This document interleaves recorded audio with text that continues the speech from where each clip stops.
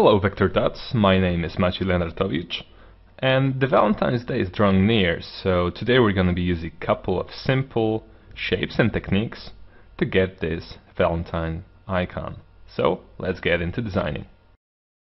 I've gone ahead and created a new RGB document, and its dimensions are 512 pixels times 512 pixels. Also, we're going to keep our raster effects at 300 ppi. Okay. Once you've got that, I'm gonna grab my rectangle tool and click once on the artboard. I'm gonna input 512 pixels for both dimensions and click OK. Next, I want to center my rectangle in the middle and go to Effect, Stylize, Round Corners. I'm gonna enter 90 pixels for radius and click OK. I'm going also to expand Appearance to get my iOS icon template. The next step is to create your envelope primitives. So I'm going to create a copy of this object and rotate it 45 degrees. I'll change its color slightly and I'll position it, I'll align it with the top of my artboard. Next, I'm going to create another copy of this object. Once again, I'll change its color and I'll start shift dragging it down to about this position. I can always zoom in to see better, and I'll be trying to get a pretty smooth transition around here. Okay, once I've got that, I'm gonna select these two objects, go to my Pathfinder palette and choose Divide. Now I can press Ctrl Shift G to ungroup these objects, and I can start deleting the shapes I don't need. Okay, with the rest of my shape, I'm gonna select all of them, go to my Pathfinder palette and choose Unite. This gives me one big envelope shape. Okay, I'm going to mark here around these four bottom points and I'll drag them until they snap with the bottom of my artboard. Okay, I'm going to create a copy of this object and place it about here. I'll change its color once again, and I'll start dragging these two anchor points along this path to smoothen this line's curvature. Well, it's always easier to do that when you have the smart guides turned on, so go to View and make sure your smart guides are enabled. So I'm going to grab this point and I'll drag it about here. I'll do the same with my second anchor point, trying to get a very smooth transition and more or less symmetrical shape.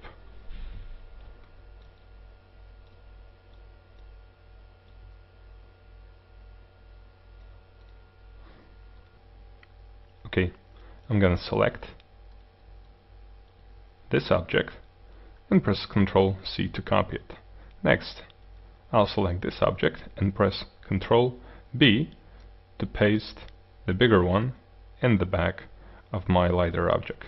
So I'm going to click and shift click my lighter object, go to Pathfinder and choose Intersect. Okay, so this is going to be the lower flap of my envelope. I'm going to create yet another copy of this big object and rotate it 90 degrees.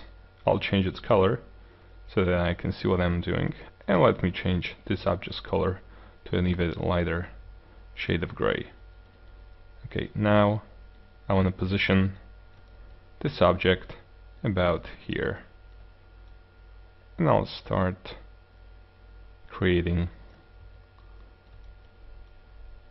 another part of my envelope. While I'm using my scale tool to position it in the correct spot. Okay, once I'm happy with its positioning, I'm going to create a copy of my back darkest object. Once again, using Ctrl C and paste it behind the right flap using Ctrl B. Okay, I'm going to select both these shapes and once again intersect them using the Pathfinder palette. Okay, now I can easily duplicate my object to the other side, and I'm starting to get an envelope shape. Okay, let's do a little bit of cleanup around here. So I'm going to create a new layer and call it back. I'm going to create yet another layer and call it paper. Another layer will be called mid, and this time I'll also change its color. I'm going to create my last layer and call it front. Now I'm going to drag my shapes to the respective layers. So this part goes to front, these two shapes will be positioned in the mid, and this big one shape will be positioned in the back. There's one more empty layer remaining, so I'm going to create a copy of my template layer and scale it just slightly down. Also give it a definitely lighter color. And this is going to form a piece of paper coming out of my envelope. My envelope primitives are ready, now let's colorize them. So I'm going to start from the front, selecting this shape and applying this very light gradient to it. It's a gradient ranging from 2 very light shades of gray. I'm just going to grab my gradient tool and reposition the gradient, like so. Okay, for my 2 middle flaps, I'm going to use the same gradient, but this time I want to make sure that the lighter part of the gradient is on the top, and the darker part looks like it's shaded by this front flap. Okay, this shape is going to be identical to the second one, so I'm just going to duplicate it.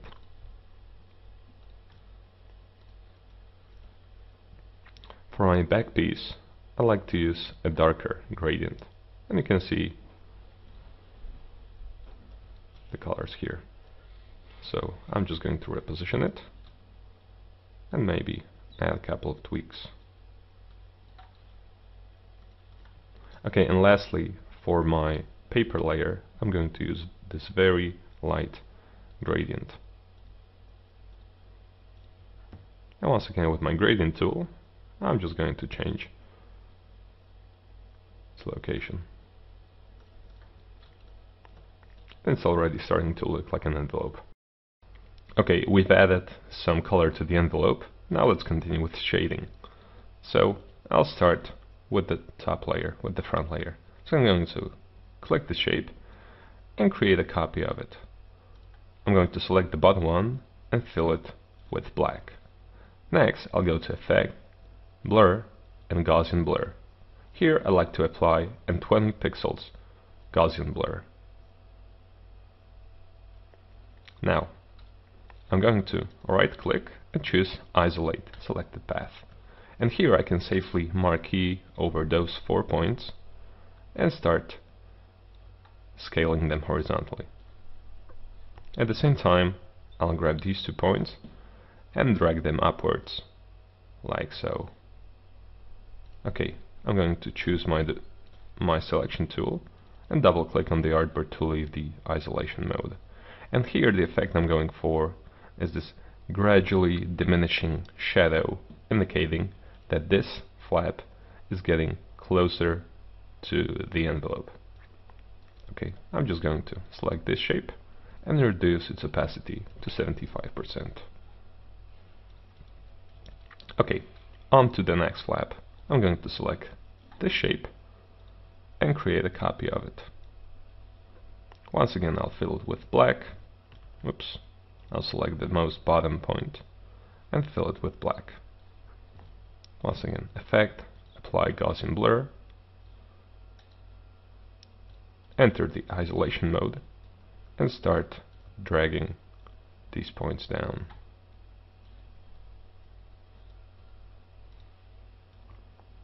This point will go up. And I'll check the effect, It looks pretty much okay, so I'll reduce the opacity and done.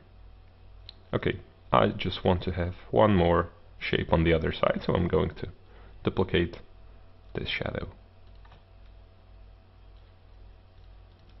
And this looks perfect.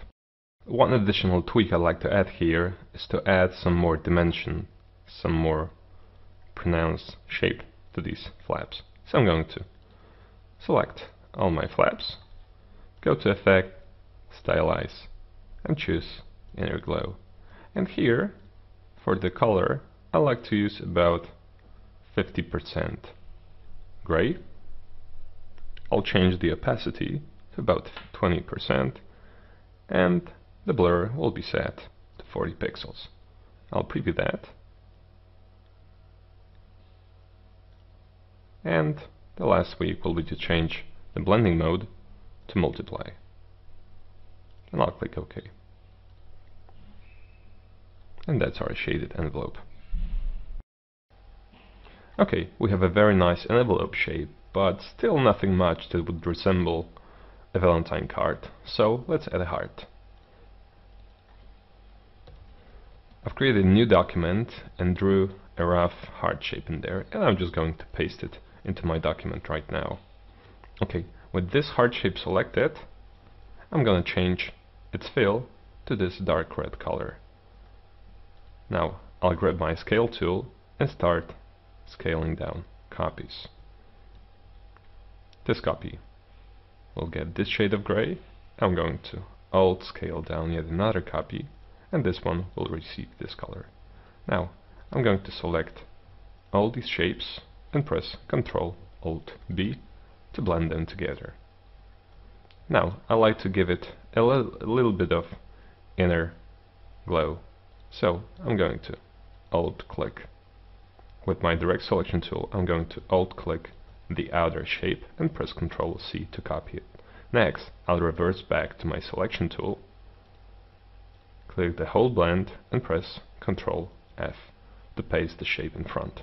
Now I'm going to change its color to white and add an inner glow.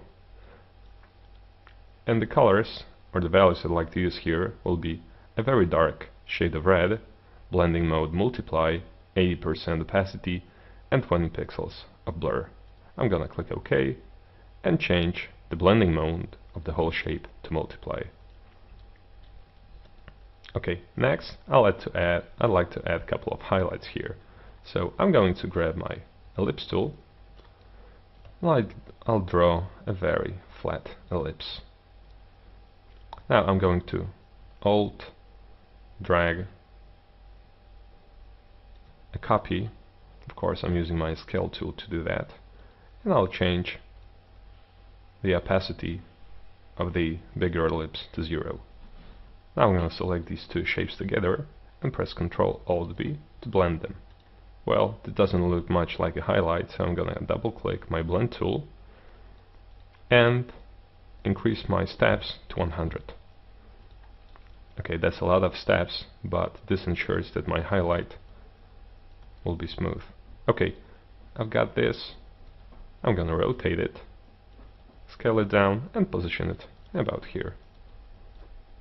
Okay, I'm going to Alt drag another highlight, scale it down like so, rotate it a little bit, and position it on the other side of my heart. Okay, now I like to add some drop shadow.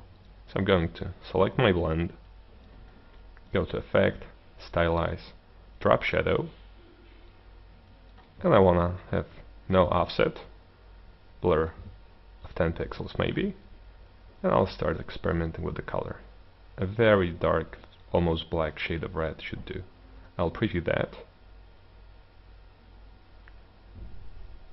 and maybe I'll decrease the blur to about 5 pixels.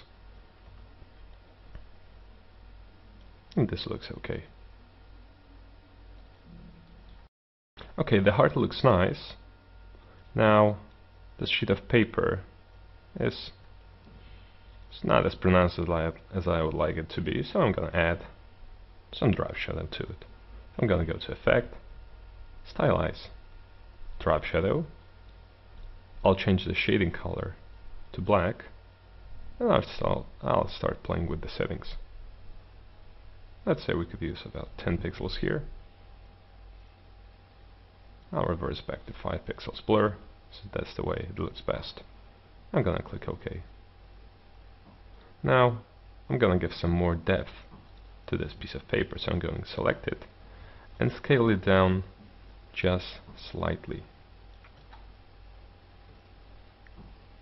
And now it appears that there is actually some depth to this piece of paper. Alright, so the icon is almost getting ready. I like to add some more shading to the entire shape. So let's start with shading this area.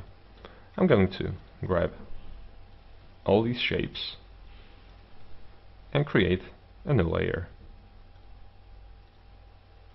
And I'm gonna call it shading. Also going to change the color of the layer. Now I'm going to press Ctrl C, select this layer, and press Ctrl F to paste all my shapes here. Now, using my Pathfinder palette, I'm gonna merge them together. Okay, I'm gonna isolate this path, mark it around here, and delete all these points. Now I have an open path, so I'm gonna press Ctrl J to close it. Okay, now I'm going to change its color to white and get rid of this inner glow, since I'm going to apply another one. So I'm gonna go to Effect, Stylize, Inner Glow. And here the values I like to use will be brightness of about 30%, opacity of about 30%, and around 30 pixels of blur. Well, this is too light, so I'm going to bump the opacity to something like 75%, and that's definitely better. Okay, I'm going to double click to leave the isolation mode. I'm gonna change blending mode to multiply. Of course I have to select my shape first.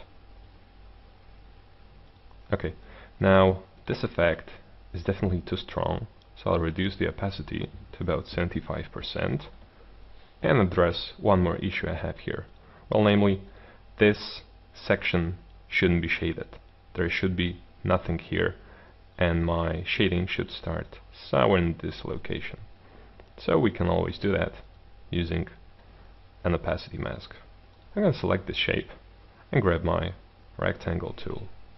I'm going to draw a big rectangle around this shape and fill it with a gradient. Now here, make sure that you don't have the grayscale changed to anything like HSB or RGB. And here you have to make sure that this is 100% pure black. Once you've got that, I'm gonna grab my gradient tool and create a gradient looking like this. Okay, I'm gonna grab my selection tool, I'm gonna click and shift click my shading path, and in my transparency palette I'm gonna click this pop-up menu and choose Make Opacity Mask. Now we can see this takes care of our problem immediately.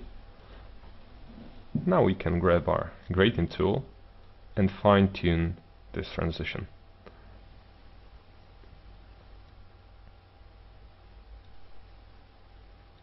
So I'm going to start experimenting with those settings here, making sure that no awkward edge is visible in this region. Once I'm happy, I'm going to click back this icon to reverse to my edit mode, and it's starting to look pretty much okay. Our project is nearing completion. There's only a couple of tweaks I'd like to introduce before we can finalize it. First of all, if you zoom in, you can see that there's some awkward, weird drop shadow going around the edges of our icon. But there's a very easy way to address this problem. I'm going to create a new layer on top of my front layer and call it envelope.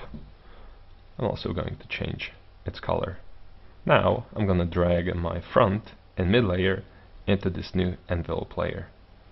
I'm also going to select my path on my back layer and Alt drag it onto the envelope shape. Now I'm going to select my envelope layer and choose this Make Release Clipping Mask button. And you can see that this instantly gets rid of this unnecessary blur. Okay, since we're talking about shadows, I'm gonna click my path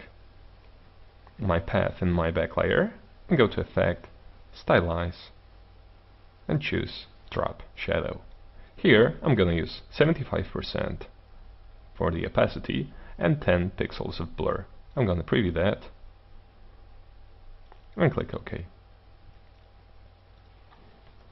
I'm gonna disable my guides so that we can see our icon better, and I can see that my highlights are a little bit off place, so I'm going to drag them down to about this location, and this definitely looks much better. Okay, so you can see how using a couple of simple shapes and a couple of simple effects you can get this icon. I hope you enjoyed this tutorial, and stay warm, lots of love, and bye bye.